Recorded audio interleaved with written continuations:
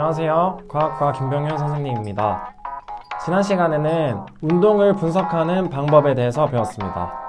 이 운동을 분석하는 방법이라는 내용은 물리원, 1단원, 역학과 에너지와 관련이 있는 내용이었습니다. 오늘 배울 내용은 수소의 선 스펙트럼이라는 내용입니다.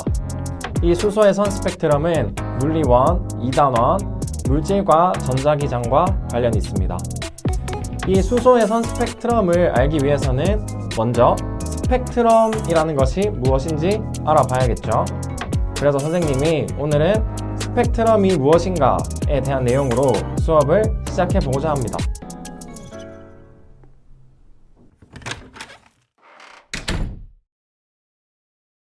스펙트럼이란 빛을 분산시킨 결과를 띠로 나타낸 것을 말해요. 이게 무슨 뜻이냐면 우리가 생각하는 특정한 색깔의 빛은 다양한 빛들이 혼재된 상태예요. 특히 백색광, 즉 흰색 빛은 모든 빛들이 합쳐진 상태입니다. 물감은 빨주노초 파남보 모든 색들을 섞으면 검정색이 되죠. 그런데 반대로 빛은 다양한 색들을 다 섞으면 흰색이 돼요. 빛과 어둠. 빛이라는 것은 되게 하얀색을 띠고 어둠이라는 것은 검정을 띠죠. 이것만 봐도 빛은 무언가 흰색을 띠는구나 라고 쉽게 받아들일 수 있을 것 같습니다. 자, 그러면 누군가가 진짜 모든 빛을 다 합치면 흰색이야? 라고 물어봤을 때 대답할 만한 자명한 근거지가 있어야겠죠. 이 근거지 역할을 하는 것이 분광기라는 장치입니다. 이 분광기는 빛을 분리시켜주는 장치를 말해요. 따라서 이 백색광을 분광기를 통해서 보면 빨주노초 파남보 쫙 띠 형태로 빛이 분리되는 거죠. 이 분리된 결과를 우리는 스펙트럼이라고 합니다.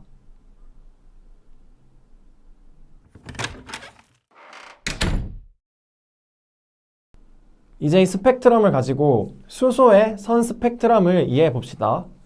당시의 과학자들은 기체의 에너지가 연속적이라고 생각했어요. 따라서 이 특정 기체를 분광기를 통해서 보면 연속적인 에너지 D가 나올 것이라 생각했습니다. 왜냐하면 빛의 색은 에너지와 관련이 있다는 것이 밝혀진 상태였고 기체의 에너지가 연속적이라면 이 빛의 색도 연속적으로 나와야 한다는 것이 과학자들의 생각이었기 때문이죠. 그런데 결과는 연속적인 D, 즉 연속적인 스펙트럼이 나오는 것이 아니라 뚝뚝 끊어진 선 형태의 불연속적인 스펙트럼이 나왔다는 겁니다. 이 현상에 의문을 품은 보어라는 과학자가 아니야, 기체는 에너지가 불연속적일 거야 라고 주장하면서 기존의 연속적인 에너지를 가진 기체 원자 모형을 부정하며 불연속적인 기체 원자 모형을 제시하기 시작했어요. 오늘은 이 보어가 제시한 불연속적인 원자 모형인 보어의 원자 모형에 대해서 중점적으로 알아보겠습니다.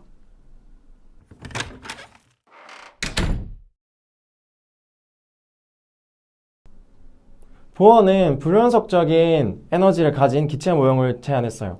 왜냐하면 수소의 스펙트럼이 선 스펙트럼 형태로 나왔기 때문이죠. 자, 불연속적이다라는 뜻은 비율을 생각해보면 쉬워요. 우리가 등산을 할 때 두 가지의 어떤 형태의 길이 있다고 생각해 봅시다. 자, 첫 번째는 이 계단 형식의 오르막길입니다. 두 번째는 일반적인 우리가 알고 있는 일자 형태의 오르막길입니다. 불연속적이다라는 말은 이 계단 형태와 같은 형식을 말합니다.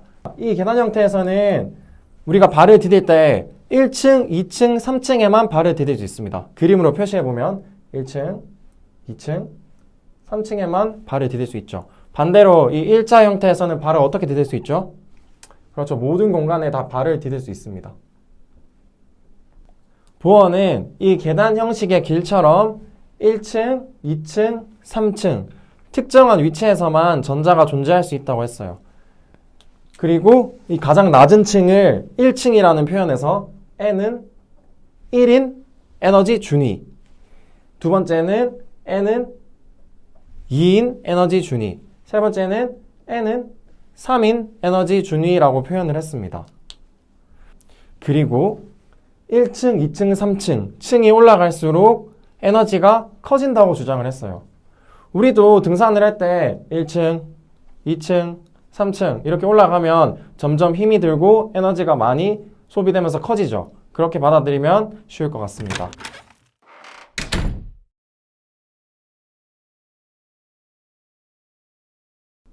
그러면 이 에너지가 불연속적이라는 것과 에너지는 층이 증가할수록 더 커진다는 것을 원자 모형으로 나타내 보면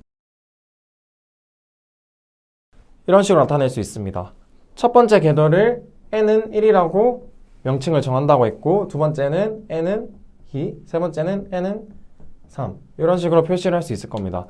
보어가 말했던 것처럼 이 층이 증가할수록 에너지는 커진다고 했죠. 우리 계단 오르막길 오를 때 층이 올라갈수록 더 에너지가 많이 소모된다고 했죠. 그렇게 받아들이면 된다고 했습니다. 그러면 예를 들어서 n은 3에 있던 전자가 n은 1로 이동을 하려고 해요. 이렇게. 그럼 에너지를 방출해야겠나요? 흡수해야겠나요? 더 큰 에너지에서 작은 에너지로 가기 때문에 에너지를 밖으로 뿜어내는 에너지 방출이 일어나야겠죠.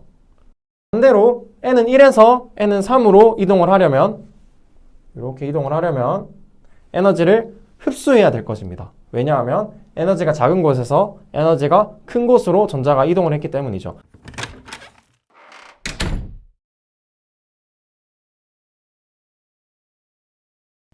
이제 우리는 수소의 선 스펙트럼을 설명할 수 있습니다.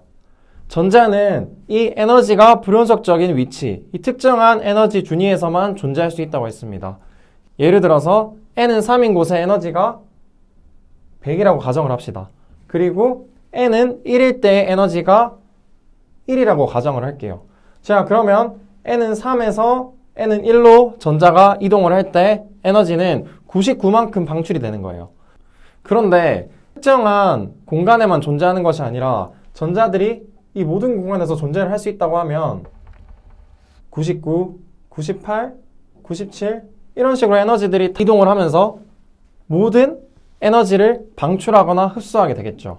그러면 분광기를 통해서 이 기체를 보면 연속적인 형태의 에너지가 나와야 된다는 겁니다. 이 수소의 선 스펙트럼 한번 더 볼게요.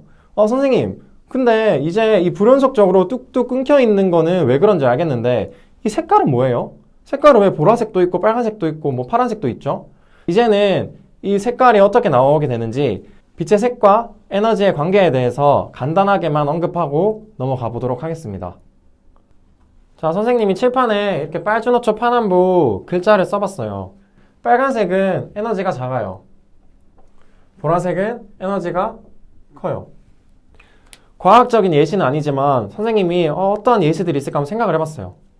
지나가다가 누군가가 선생님을 쾅 때렸어요. 아무 이유 없이. 근데 살살 때리면 어떻게 돼요? 눈이 빨갛게 부어오르겠죠. 그런데 누군가가 선생님한테 앙금을 품고 굉장히 세게 팍 때렸어요. 그러면 선생님 눈 어떻게 될까요? 시퍼렇게 멍이 들면서 보라색으로 물들겠죠. 그래서 빨간색은 에너지가 작다. 왜냐하면 살살 맞았기 때문에. 보라색은 굉장히 세게 맞았기 때문에 에너지가 크다. 이렇게 받아들이면 되겠습니다. 그러면 보호의 원자 모형을 다시 한번 그려볼게요. 이런 식으로 대충 그리면 세 번째 궤도에 있는 전자가 이 두 번째 궤도로 이동할 때 방출하는 빛이 빨간색이라고 생각을 해봅시다. 그러면 빨간색보다 보라색의 에너지가 훨씬 크기 때문에 3번에서 2번으로 가는 이 1층을 뛰어넘는 에너지가 아니라 4층, 5층, 한 5층 정도로 해볼까요? 5층에 있는 전자가 2층으로 3층을 뛰어넘어 버리면 이만큼의 에너지 차이만큼의 에너지를 방출하겠죠. 그러면 이 에너지를 한 층 뛰어넘냐, 두 층 뛰어넘냐, 세 층 뛰어넘냐에 따라서 색깔이 달라질 것이고 그 색에 맞는 불연속적인 에너지 띠가 나오게 되겠죠.